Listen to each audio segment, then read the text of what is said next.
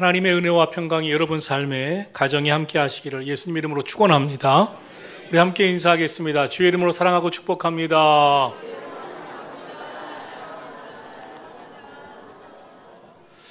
제가 존경하던 목사님 가운데 한 분이 지난달 5월 한 20일경에 94세 연세로 세상을 떠나 하나님 품으로 가셨습니다.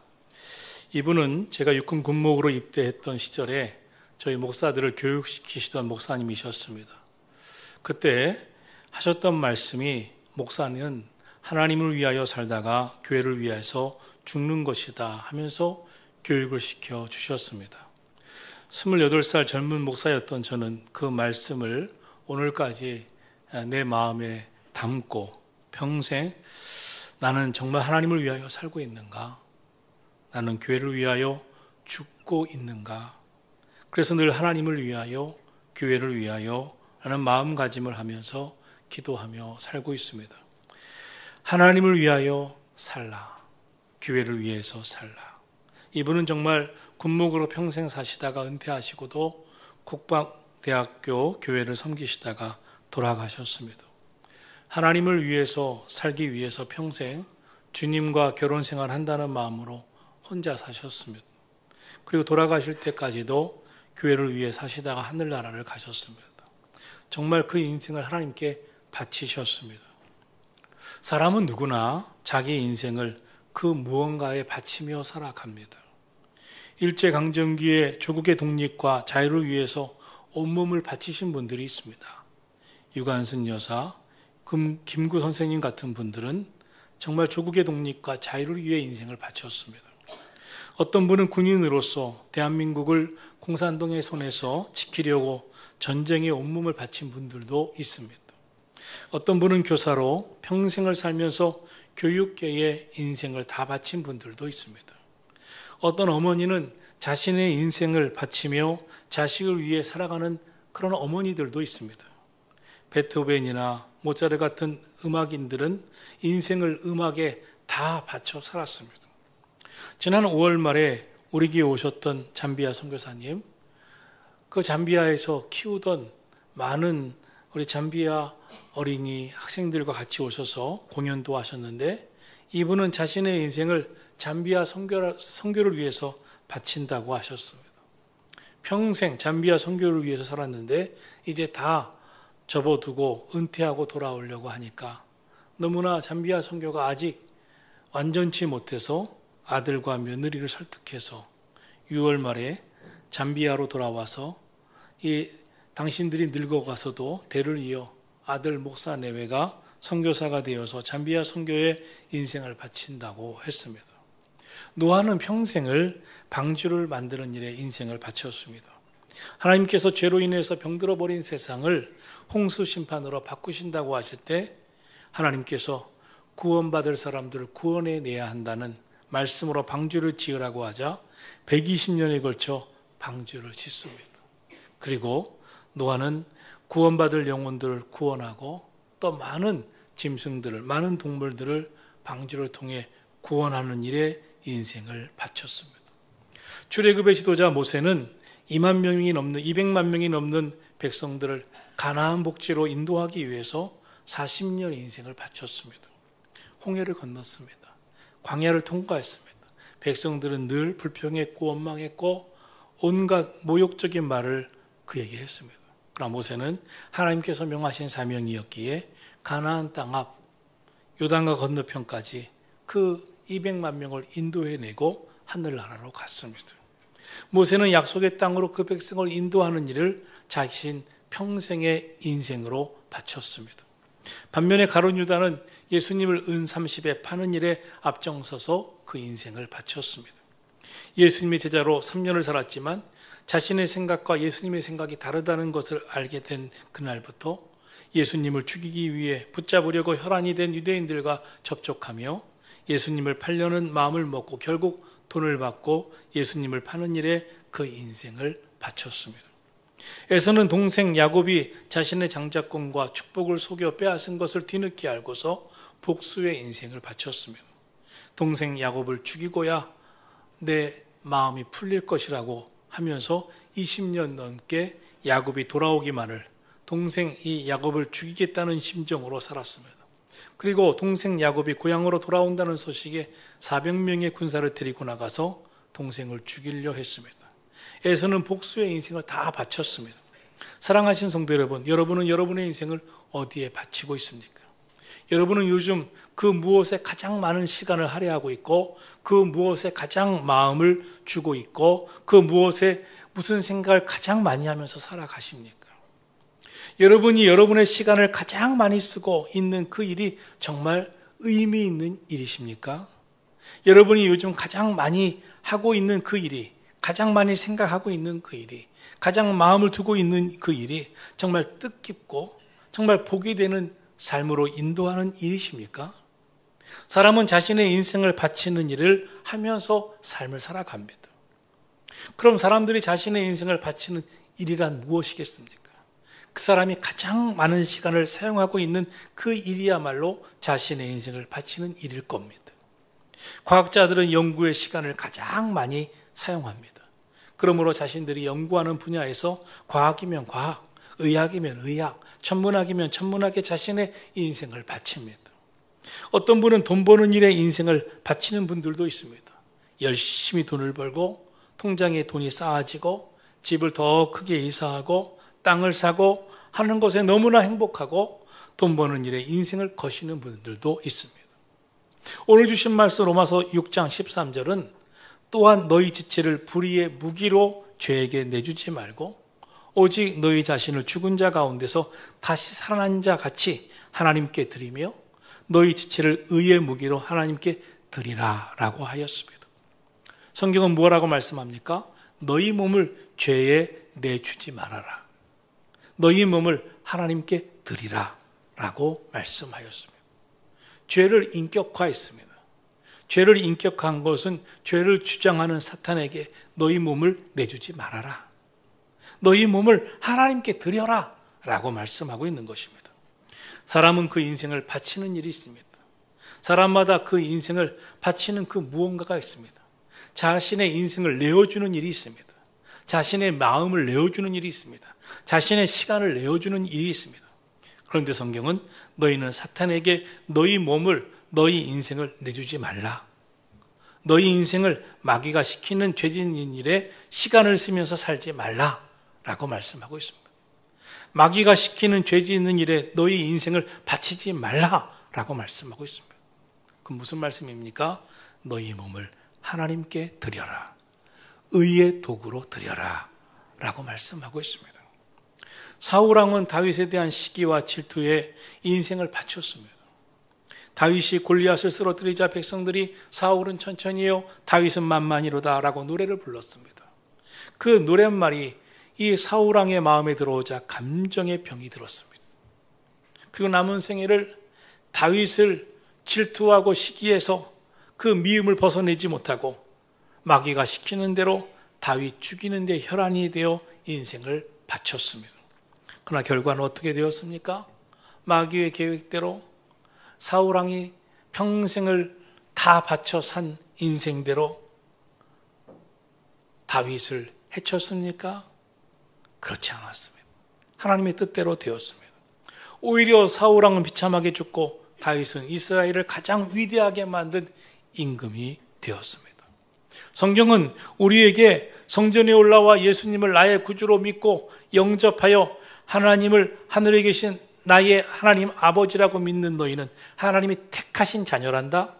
너희는 구원받은 자녀다. 하나님께서 눈동자같이 지켜주시고 보호해 주시는 하나님의 자녀인 줄 알라 라고 말씀하고 있습니다. 여러분은 하나님이 택한 자녀임을 믿으시기를 축원합니다. 그래서 하나님이 말씀하십니다. 내가 너희를 인도할 것이다. 내가 너희를 책임져 줄 것이다. 내가 너희를 지켜줄 것이다. 그러므로 너희는 구원받은 자녀답게 믿음으로 살아라. 말씀대로 살라고 말씀하고 있습니다. 그럼 오늘 주신 말씀을 통해서 하나님께서 우리에게 이렇게 살아야 된다고 말씀하시는 그것은 무엇일까요? 첫째로 죄의 종노릇하지 말고 죄가 너를 지배하지 못하게 하라고 말씀하고 있습니다. 로마서 6장 6절 보겠습니다. 우리가 알거니와 우리 옛사람이 예수와 함께 십자가에 못 박힌 것은 죄의 몸이 주고 다시는 우리가 죄에게 종노릇하지 아니하려 함이라. 12절을 말씀합니다. 그러므로 너희는 죄가 너희 몸을 지배하지 못하게 하라. 사랑하신 성도 여러분, 성경이 말씀합니다. 죄의 종노릇하며 살지 말라. 죄짓게 하는 마귀의 종노릇하며 살지 말라. 죄가 너희를 지배하지 못하게 하라 라고 말씀하고 있습니다. 마틴 루터는 이런 말을 했습니다. 새가 머리 위로 지나가는 것은 막을 수 없지만 이 새가 머리에 둥지를 트는 것은 막을 수 있다. 마찬가지로 나쁜 생각이, 죄짓는 생각이 우리 머리 위에 스치는 것은 막지 못해도 머리 가운데 자리 잡아 나쁜 죄를 짓게 하는 것은 막아야 한다고 말씀했습니다. 사랑하신 성도 여러분, 사실 우리 때때로 나쁜 생각이 우리 머리에 스쳐갑니다. 죄짓는 생각, 나쁜 죄를 짓게 하는 생각들이 우리 머리에 스쳐갑니다. 그것을 막을 수는 없습니다. 나쁜 생각이 머리에 때때로 떠오르고 스쳐 지나갈 때 막지는 못합니다. 생각이 들 때가 있습니다. 그러나 그 나쁜 생각이 내 머리에 꽈리를 들고 죄짓게 하고 죄 가운데 살게 하고 마귀의 종노릇하게 하는 것은 막아야 합니다. 창세기 4장에 나오는 가인은 동생 아벨에 대한 미움 때문에 그 미움의 감정을 다스리지 못하고 자기 동생을 쳐 죽이며 인생을 그 일에 바쳤습니다. 하나님은 그때 가인의 마음을 꿰뚫어 보시고 이렇게 말씀하셨습니다. 가인아, 죄가 너의 마음 문 앞에서 도사리고 앉아있다. 죄가 너를 주관하게 하려고 있다. 너를 죄짓게 하려고 있다. 하지만 너는 마음을 다스려야 한다. 죄를 이겨내야 한다. 이렇게 말씀하셨습니다. 그러나 결국 가인은 동생을 쳐 죽였습니다. 동생을 죽이는데 인생을 바쳤습니다. 결국 죄의 지배를 받았습니다. 죄의 종노릇했습니다. 죄를 짓게 하는 유혹한 마귀의 종노릇하고 말았습니다. 죄가 그 마음 문 앞에서 도사리고 앉아서 죄 짓게 하는데 하나님은 그 마음을 다스려야 된다, 죄를 이겨야 된다고 했지만 가인은 죄를 이기지 못했습니다. 마음을 지켜내지 못했습니다. 여러분은 여러분의 인생을 무엇에 내어주고 살고 있습니까? 오늘 여러분은 여러분의 마음을 무엇에 내어주고 살고 있습니까? 여러분의 인생을 어디에 바치고 있습니까? 여러분은 어디에 여러분의 인생을 바치십니까? 둘째로 11절은 말씀합니다. 이와 같이 너희도 너희 자신을 죄에 대하여는 죽은 자요 그리스도 예수 안에서 하나님께 대하여는 살아있는 자로 여길지어다. 이제부터는 우리 죄를 위하여 대신 죽으신 예수님이 십자가에서 내 죄로 인하여 죽으셨으니 이제는 나도 예수님과 함께 죄에 대해서는 죽었다. 난 더 이상 이제 죄 지을 사람이 죄 짓고 살 사람이 아니다. 죄의 권세에 대해서 벗어나자. 그리고 예수 안에서 하나님에 대하여는 살아있는 자로 여길지어다. 하나님을 위해서 살아야겠다. 하나님을 위해서 살아야 한다는 결심을 갖고 살자 하는 것입니다. 사도 바울은 예수님을 만난 이후 평생을 이방인 선교사로 살았습니다.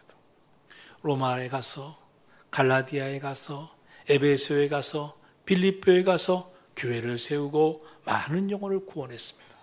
당시 소아시아에서부터 유럽까지 복음을 들고 하나님을 위하여 살다가 이방인을 구원하기 위하여 죽었습니다. 바울 사도는 하나님 나라를 위해 온 몸을 바쳤습니다. 사도 바울은 사실 예수님을 핍박하는 사람이었습니다. 예수 믿는 교인들을 옥에 가두고 심지어 죽이는 데 앞장섰던 사람이었습니다. 사도행전 9장에서 예수님을 믿는 교인들이 저 다메섹이라고 하는 도시에 많이 모여 있다는 것을 알고 그들을 잡아 다시 감옥에 가두려고 가는 길이었습니다. 그때 예수님이 그에게 오셨습니다. 큰 빛 가운데 하늘의 음성이 들렸습니다. 사울아, 사울아, 네가 나를 이렇게 핍박하느냐? 당신은 누구십니까? 네가 핍박하는 예수다. 너는 왜 이렇게 나를 핍박하느냐? 그러자 눈이 멀고 이 사울이 엎어집니다. 주님은 이 사울이라고 하는 청년을 향하여 이렇게 말씀하십니다. 사도행전 9장 15절 주께서 이르시되 이 사람은 내 이름을 이방인들에게 전하기 위하여 택한 나의 그릇이라. 사울은 주님을 핍박했고 교인들을 옥에 가두는 일에 앞장섰지만 예수님은 그를 택하셨습니다. 이방인들에게 복음 전하기 위해 택하셨습니다.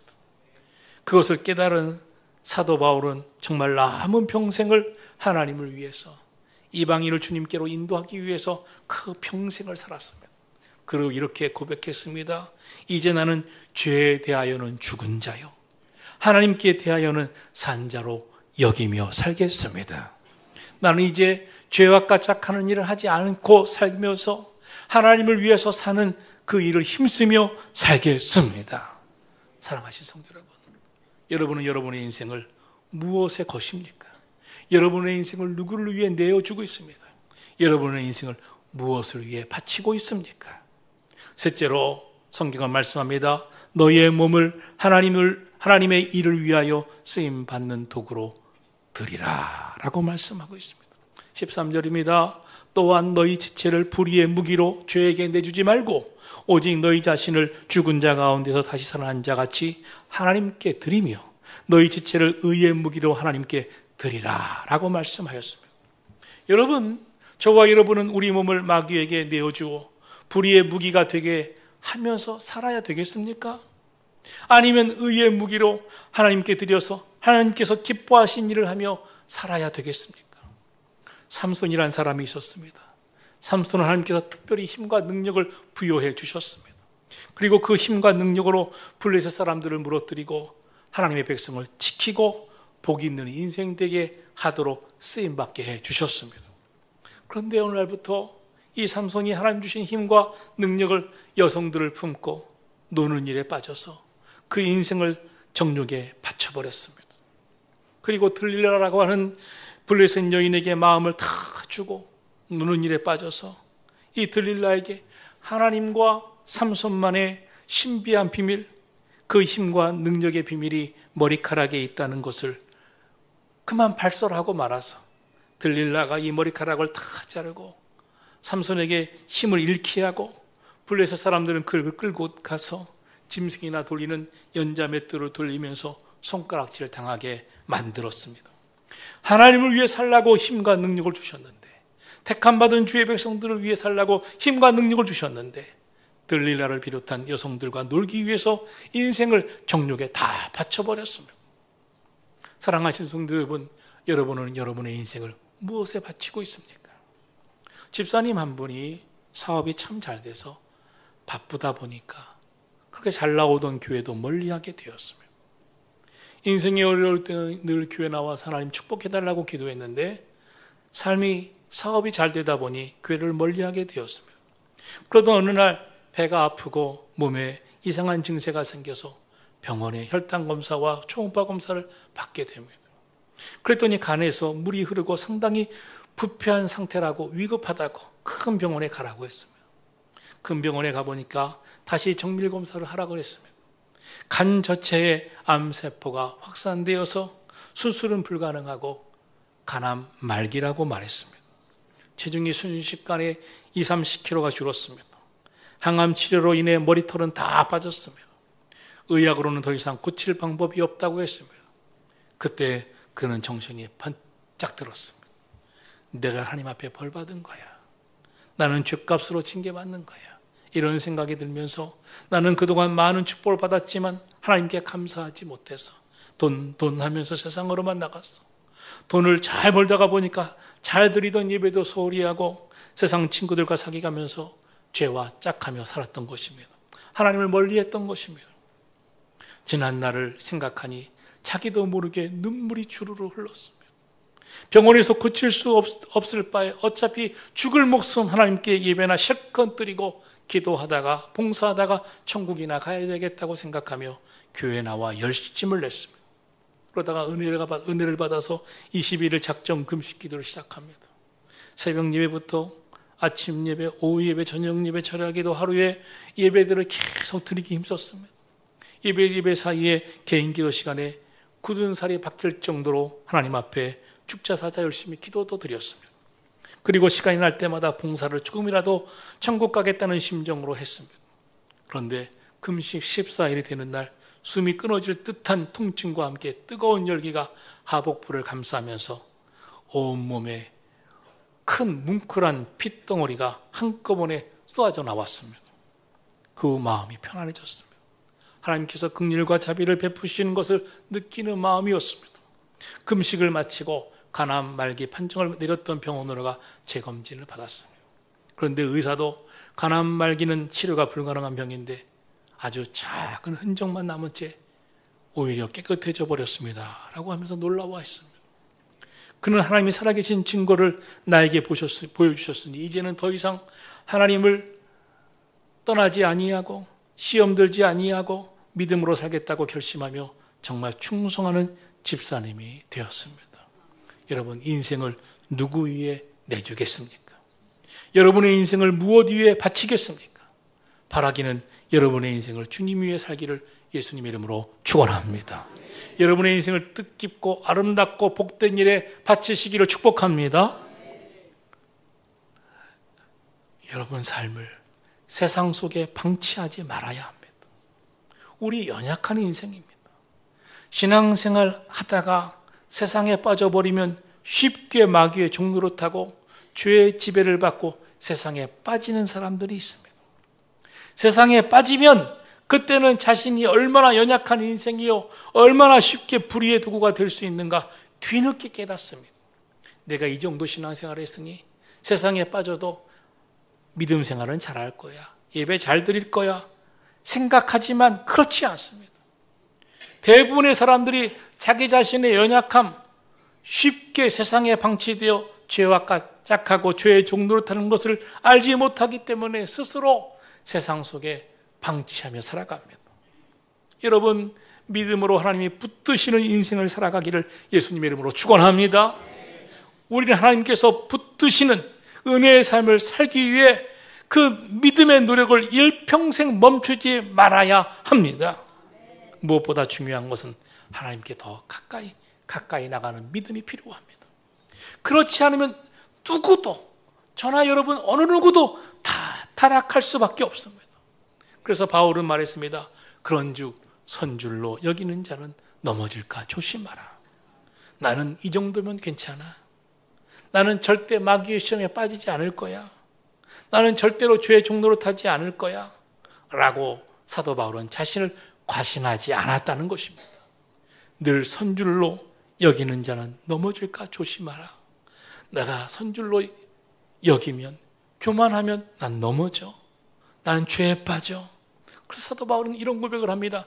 나는 날마다 죽노라. 사랑하신 성도 여러분, 인생은 자기 인생을 그 무엇인가 내주고 바치며 살아가고 있습니다. 여러분의 인생은 무엇을 위해 여러분의 인생을 바치고 살아가고 있습니까? 성공은 인생의 목적이 될 수가 없습니다. 어떤 성공이든지 더 높은 가치를 가진 목적을 이루기 위한 수단입니다.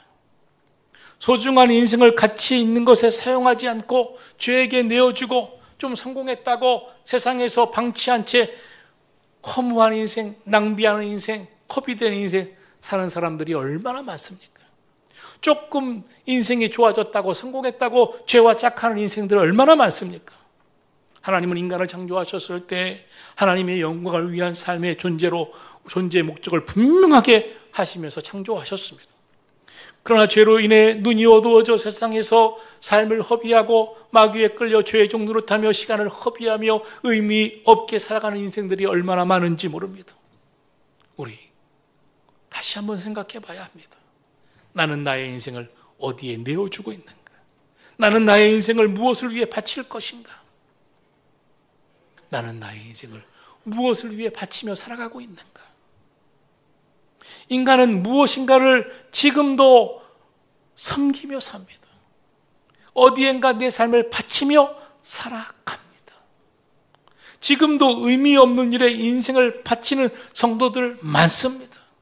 지금도 안타깝게 세월만 허비하며 살아가는 사람들 많습니다. 마치 탕자가 아버지의 돈을 달라 하며 허랑방탕하게 살았듯이 돈을 허랑방탕하게 쓰며 사는 사람들 많습니다. 어떤 사람은 시간을 허랑방탕하게 사용합니다. 의미 있는 일을 위해서 사용해야 할 소중한 시간, 한 번 살다가 반드시 떠나가야 할 인생이기에 이 아까운 시간, 이 아까운 인생 정말 복 있는 일을 위해 살다가 가야 하는 이 소중한 인생, 그런데 그것을 모르고 살아가는 사람들이 얼마나 많은지 모릅니다. 사랑하시는 성도 여러분, 저와 여러분, 우리의 인생을 정말 복되고 소중하고 의미 있는 일에 사용하며 살아가기를 예수님의 이름으로 축원합니다. 너희 삶을 죄가 지배하지 못하게 하라. 죄의 종로를 마귀의 종로를 타지 않으며 못하게 해라. 너희 삶을 하나님께 드리라. 의의 도구로 사용되어라. 예수님은 겟세마네 동산에서 제자들아, 나와 함께 깨어있어 기도하자. 나와 함께 한 시간도 깨어 기도할 수 없더냐? 라고 말씀하셨습니다. 주님의 관심은 저와 여러분 모두가 늘 깨어있기를 원하시는 것이었습니다. 영적으로 깨어있지 않으면 언제든지 마귀의 도구, 죄의 종로로 할 수밖에 없기 때문입니다. 겟세마네 동산에서 제자들은 육체적인 잠만 잔 것이 아니었습니다. 영적인 잠에 빠져 있었던 것입니다. 우리 세상에서 살아가는 비중이 많으면 많을수록 당연히 죄에 대해서 허약합니다. 온통 죄 지을 것이 가득한 세상 아닙니까? 내가 가진 믿음의 분량으로 이 세상의 죄를 이겨낼 수가 없습니다. 그런 걸 하나님께 더 가까이 나아가는 시간과 비중을 많이 늘리셔야 합니다. 은혜 받는 일에 더 집중하셔야 합니다. 하나님께 더 시간을 드려야 합니다. 하나님께 더 마음을 들이셔야 합니다. 사실 우리나라 학교는 기독교 복음이 들어올 때 선교사들이 들어와서 그 학교들을 다 세워주었습니다. 그렇게 선교사들이 세움받은 학교에 가서 공부하고 거기서 배출된 학생들이 이거다, 교육이다, 우리나라를 일깨워야 한다 하고 다시 학교를 세우면서 후학들을 키우면서 의미 있게 인생을 살기 위해 애쓰면서 우리나라가 지금은 세계에서 교육열이 가장 높은 나라가 됐습니다. 고등학교를 90% 이상 나오는 나라는 세계 어디에도 없습니다. 지금 50대 이하가 대학교를 60% 이상 나온 나라는 아무 나라도 없습니다. 미국도 대학을 40%밖에 못 나옵니다. 우리나라는 지금 교육이 세계 최고입니다. 그 시작이 어디에 있었습니까?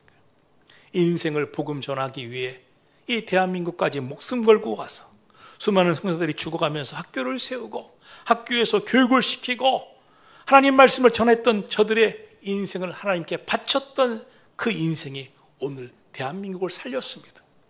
지금 우리나라 대부분의 병원은 의료 선교사로 들어와 세워진 의사들이 또 그 의사들이 배출된 의사들이 다 병원을 세우면서 확산되었습니다.